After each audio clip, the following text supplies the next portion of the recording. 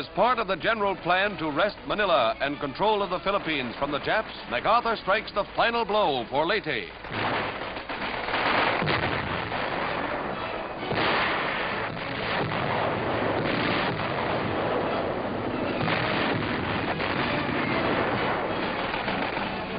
Veterans of Guadalcanal and earlier landings on Leyte land at Ormoc Bay, taking the Japs by surprise and splitting the enemy forces. Japs trying to reinforce Ormoc suffered heavily.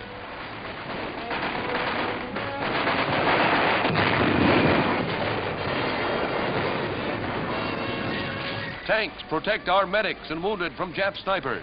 The going is mighty hot. It's the enemy's last stand on Leyte. His shipping and his air force took plenty of punishment.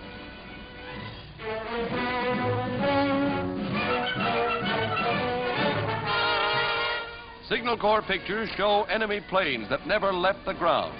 This action washed up Ormoc for the Japs. The next move in the march on Manila was the jump to Mindoro. Our convoy steamed 550 miles from Leyte Gulf in 2 days and 3 nights, constantly harried by Jap aircraft. Universal's Earl Crotchet and Irving Smith and the Signal Corps took these dramatic pictures.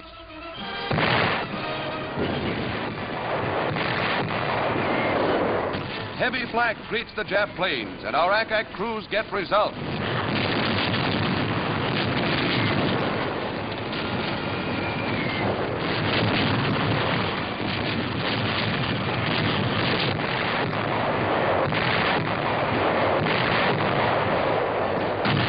The barrage shatters any shore installation set up by the enemy, and his stores and buildings go up in flames. The three-pronged attack on San Jose and its airfield gets off to a flying start as troops pour ashore in swarms of landing craft.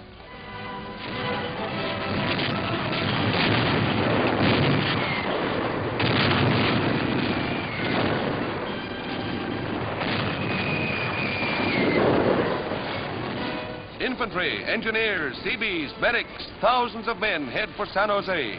From its airstrip, our bombers can take off for Luzon and the Asiatic mainland.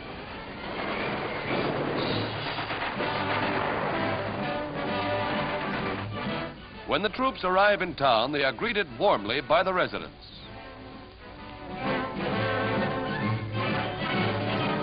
Men and equipment continue to arrive, everything timed to the minute.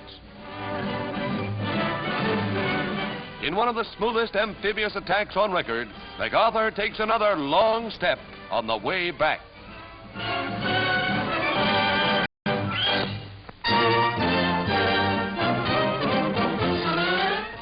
1,300 battle-weary heroes return home for 30-day furloughs.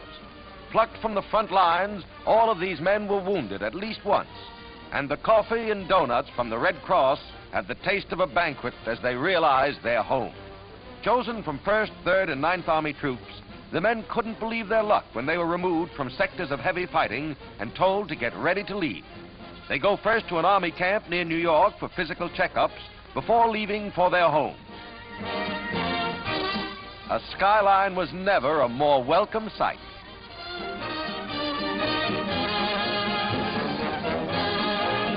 Most of these men will prepare to go to battle once more when their leave ends, while some will be discharged. But in the meantime, home, family, and mom's cooking are on the books, along, of course, with souvenirs from the front.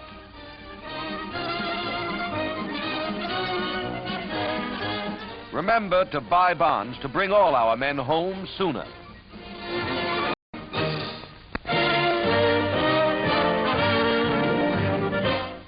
Everyone whose income last year was $500 or more must file a return on or before March the 15th. But the return is much simpler. Those who earn less than $5,000 can use this receipt, which they get from their employer, as their income tax form. Don't send any money. The collector will send you a bill if you owe more, or mail you a refund if you overpaid. Wage earners not eligible to use the withholding receipt and other taxpayers will use this Form 1040 as in the past. But this form also has been simplified. Whether you use the withholding receipt or Form 1040, please mail your return early. Do not wait for the deadline, March the 15th. Remember, your taxes pay for victory.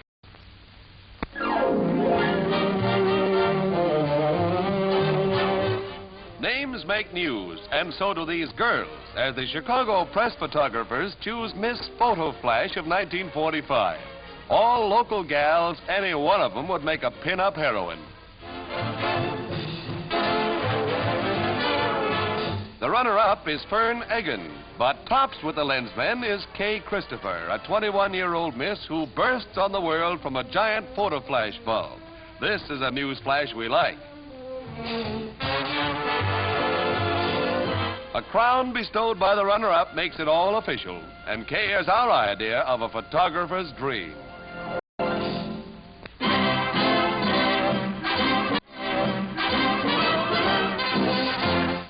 A younger twin brother of the greatest plane in the air, the Superfort, is unveiled for the first time. Termed by the Army the C-97, it's a transport version of the famed bomber and is capable of carrying fully loaded trucks. Operated now by the Air Force, these huge planes will be adapted in peacetime to carry tons of freight or more than 100 passengers. But today, supplies for the front are the main cargo. The self-contained ramp is drawn into the plane automatically while the crew goes aboard. One of these air leviathans has just set a new coast-to-coast non-stop flight record. In less than 6 hours and 4 minutes, it flew from Seattle to Washington, D.C.